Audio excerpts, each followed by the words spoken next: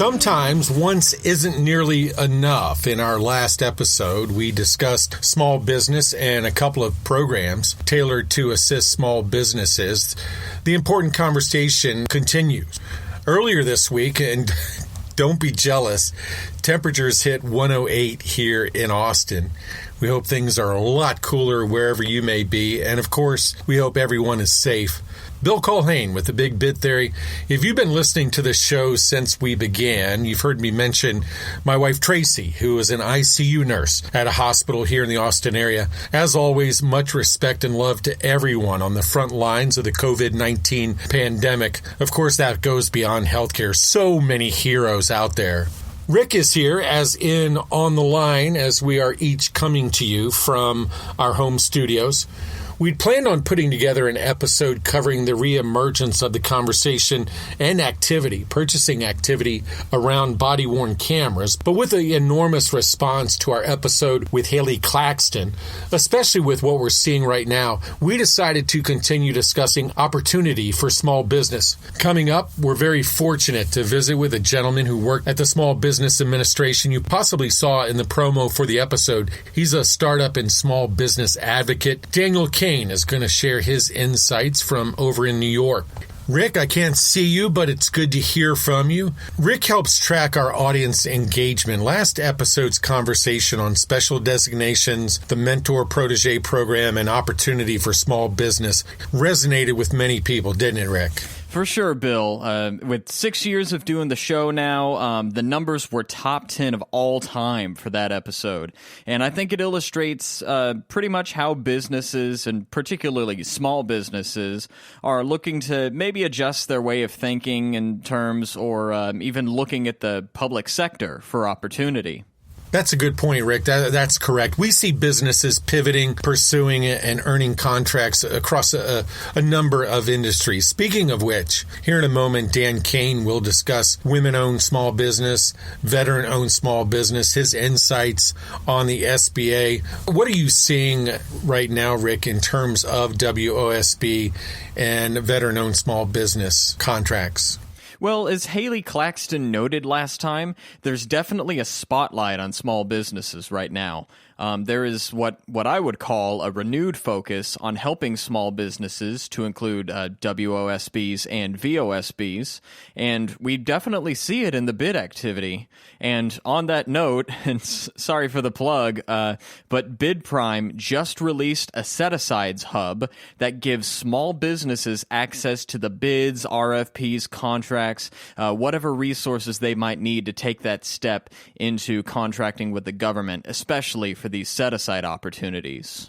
Yeah, the hub is quite a tool, Rick. Goes along with the COVID hub that was put out as well. Rick is going to hit mute, and we'll be back a little bit later with Crazy Bids. Speaking of assets, we continue to be blessed by connecting with so many experts willing to carve out time to share their know-how. Stay right there.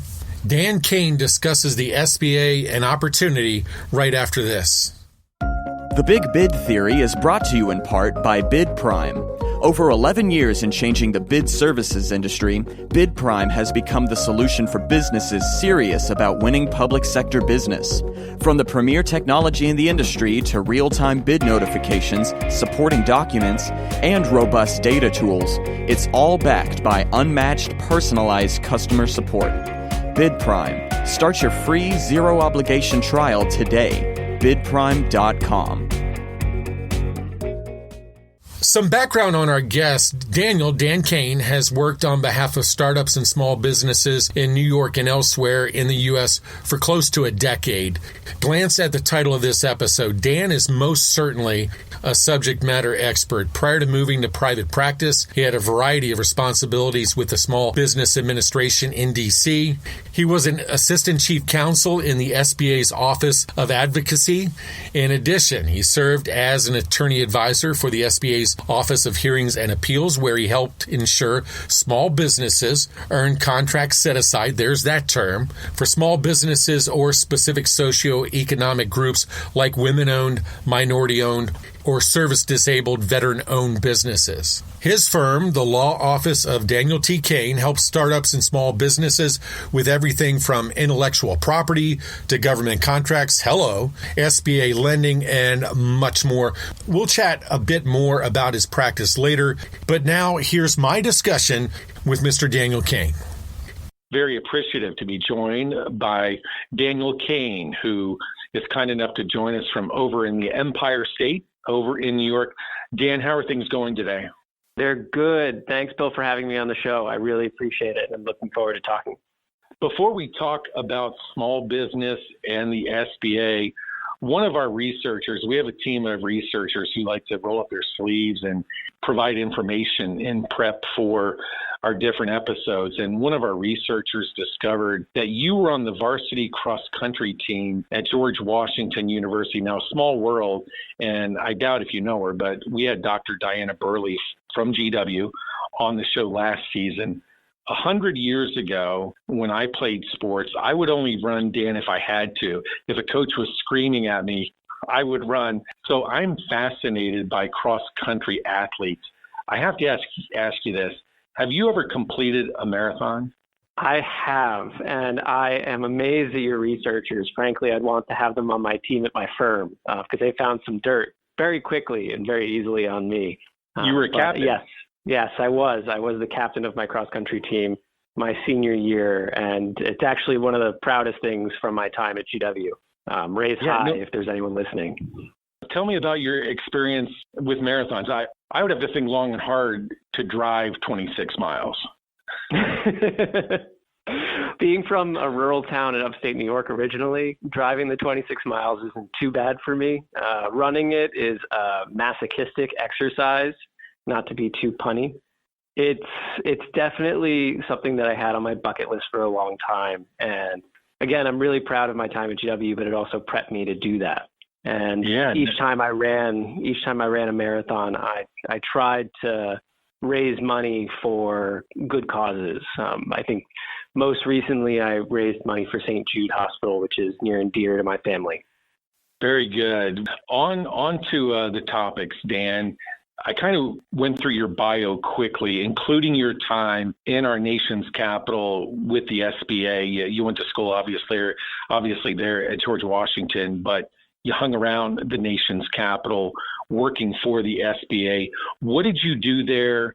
And I guess as important as that, what did you learn while you were with the SBA? Great question. When I went to GW and then Catholic University for law school, I met a lot of different people in a lot of different areas helping startups and small businesses. I had known from a young age that I wanted to help the innovator, help the entrepreneur. And when I was at SBA, I saw a lot of different avenues for doing that.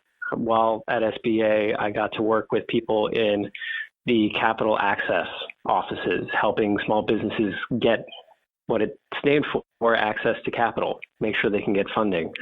I worked with the Office of International Trade, helping small businesses who account for a great percentage of our exporters and importers navigate the different regulations between countries. So if anything, on a broad scale, what I learned from the SBA is that small businesses are omnipresent in our economy, and they are a huge driving force. Not to be cliche, are the backbone of our economy. Critical. And for some of our listeners, I know they were tuned into our last episode with Haley Claxton, where we talked about that. And Rick earlier talked about how there's a spotlight right now. When dealing with the Small Business Administration, you have a lot of background with the SBA. A small business owner should know what? A great question. And if I was going to finish that statement, it should be, what are you looking for? And the reason I say that is just because so often small businesses approach the SBA and don't really know what it does, what its value proposition is. And they may get bounced around between different offices. They may reach out to the National Ombudsman's office because they're just looking for help, especially now with the way the economy is and the COVID response. Small businesses are hurting. And if you don't know that there's an office within SBA to help with regulatory enforcement at federal agencies, you're not going to know to go to the National Ombudsman. If you don't know that there's someone who advocates for small businesses in the federal regulatory process, you're not going to know about the Office of Advocacy.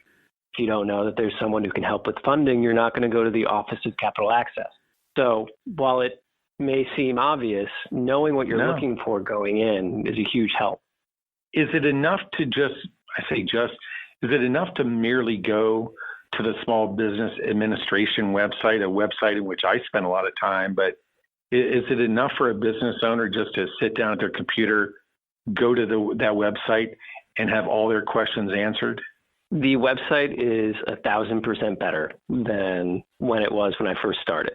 It has a lot of very specific answers, but even with government contracting, for example, there are a lot of nuances that you won't get from SBA's website just because it's very specific information that would create it would obscure the information that they're trying to give out en masse to every small business. So when you're looking for very specific information, you want to talk to your experts or your service providers. And by experts, I mean your local small business development center, your SBDC, or in the government procurement standpoint, talking to a PTAC, Procurement Training Advisory Council, center. Yeah, we've had Terry Williams on the show before. She's the regional director at the PTAC office down south of us, down in San Antonio. So I agree with you, Dan, that the SBA's website is a treasure trove of information. But even myself, sometimes I find it a little intimidating, and I can only imagine for a small business owner sitting down looking for an answer to their question, maybe the SBA's website isn't the end-all be-all. Yeah, absolutely. Women-owned small businesses, WOSBs, describe that special designation along with any tips you would have for a WOSB pursuing public sector work. Sure. So broadly, I would say every business should consider public contracting work because especially now with where the economy is, where small businesses across the country are hurting, we as business owners, myself included, want to look for a steady stream of revenue, a steady stream of work. And the federal government's not going anywhere. So if you can get into government contracting, you should. And if you fit into certain socioeconomic categories, you have an advantage going in. They want you to be involved. They want you to get a contract, a task order, a general set aside, whatever it is, because they want to increase the diversity and increase the reach of those public tax dollars. Women-owned small business designations is one of those categories. And the tips I would give to any business that's thinking about getting into the space, whether it's a women-owned small business or a minority-owned or a service-disabled vet-owned business, is to think about the ownership and the control of your business, because those two pieces are crucial to certifications before SBA. Ownership, having over 51%, whether it's an LLC or a corp or a sole proprietorship, whatever it is, making sure you have over 51% owned by a member of that socioeconomic class. So that's an easy barrier to overcome usually.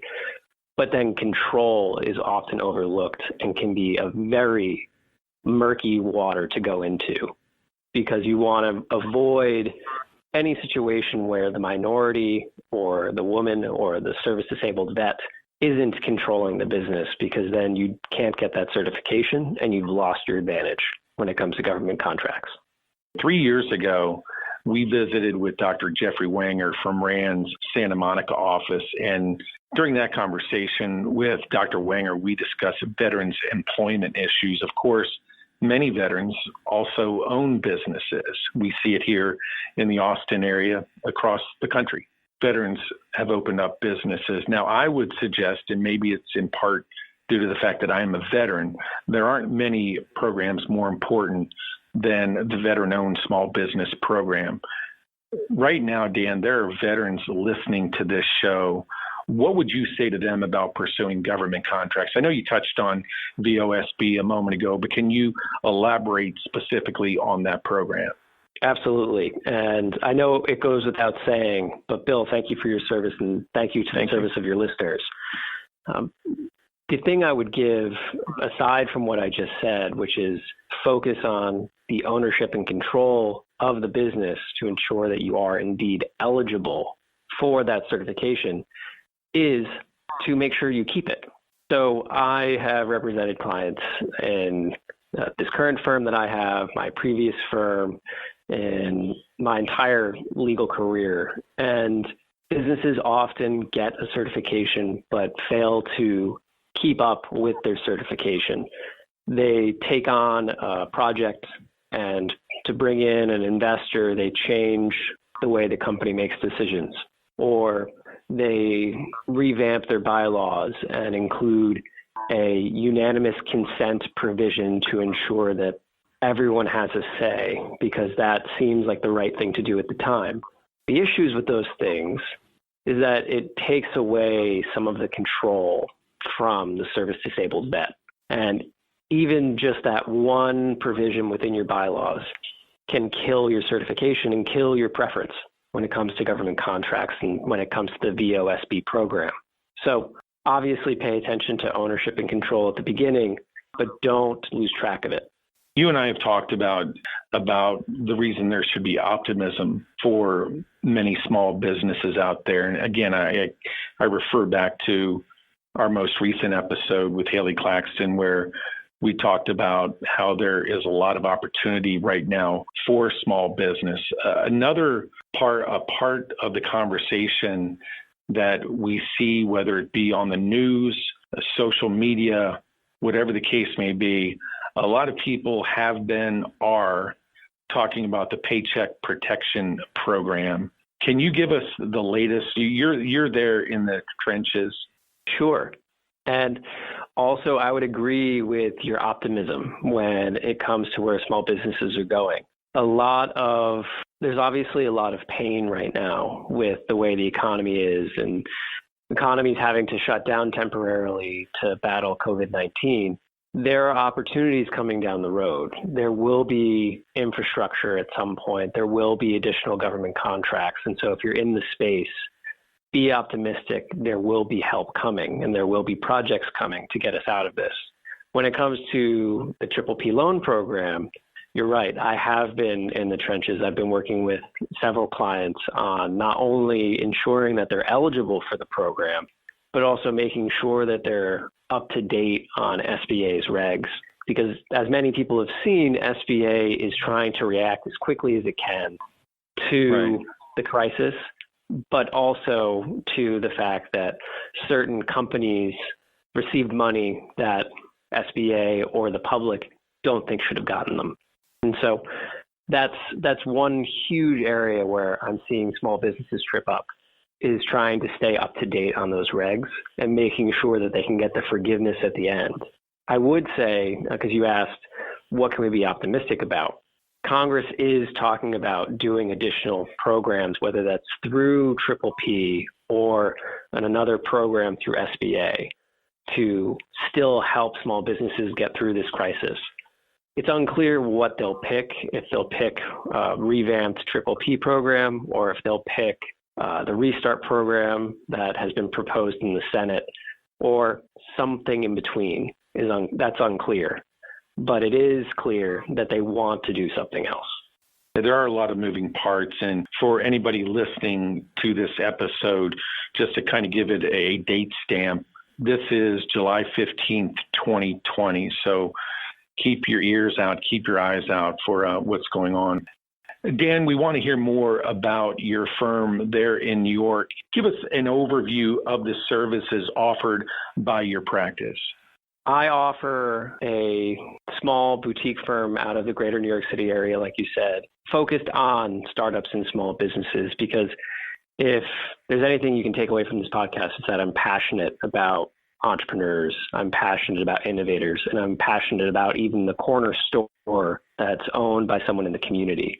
So my firm focuses on giving legal services to those folks in government contracts, in intellectual property, in SBA programs, including the PPP loan program and economic injury disaster loans, as well as the various corporate matters that New York State businesses in particular might need.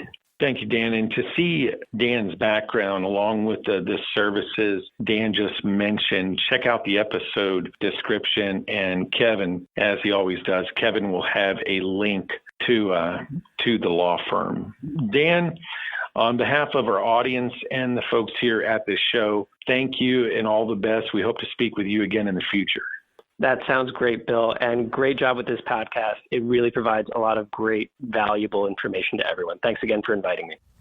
He said it, and I think it's quite obvious. You can tell Dan is passionate about helping small business. Speaking of passion, we bring Rick on, and he is intense on all things crazy bids. I don't want to steal his thunder, but Rick hits this crazy bid out of the park. What do you have, Rick? Well, Bill, you almost took all my puns for this one, but either way, thank you for letting me step up to the plate on this one. So, here's the synopsis for this week's crazy bid. Duval County Public Schools in Duval County, Florida, seeks bid responses for umpire services for baseball and softball.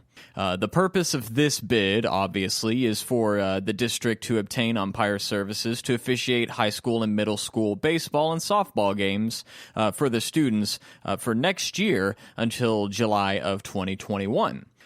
Quite a service to provide, I'm very sure, but I'm a pretty casual fan and used to play some baseball myself as a kid, but I didn't continue on that career, if you couldn't tell.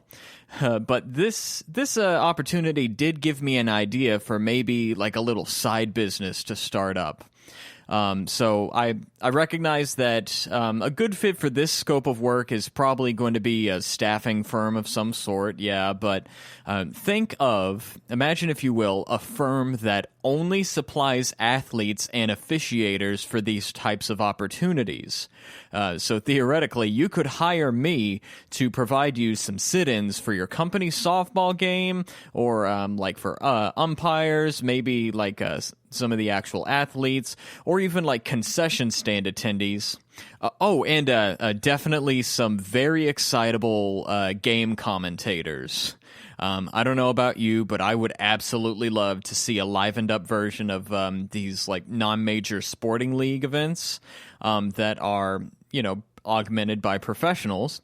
And I'm sure Duval County would probably have a laugh at these other suggestions of mine before they throw my proposal in the trash. So if you can provide umpire services for Duval County schools, first let me know if you'd like to start this little business with me, and then go ahead and take a look at this week's crazy bid that you can win. Well, didn't I tell you, Rick hit a home run with that crazy bids you can win. Again, we appreciate Dan Kane for stopping by. If you're a woman or a veteran-owned small business, opportunities await potentially. We're grateful to you for tuning in, sharing, downloading, and following the show, The Big Bid Theory. Send an email over to me to bcallhane@bidprime.com. Follow us on Twitter @The Big Bid Theory. My personal Twitter is contract_hunter. Also, check out Facebook. Powered by Bid Prime, I'm Bill Colhane. Until next time, go Gunners, Barracudas, Tigers, Bobcats, and Cubs, and we wish you all the best in growing your business. Powered by Bid Prime, we thank you for tuning in to The Big Bid Theory. From Austin, Texas, the show is produced by Bill Colhane and Jim Ward. Producer and engineer is Rick Jennings. Distribution, research, and production assistance by Kevin Henderson. You can find other episodes of the show on platforms such as iHeart, iTunes, Spreaker, Google Play, Stitcher, and others. As always, thank you for downloading and sharing the podcast. We're having so much fun.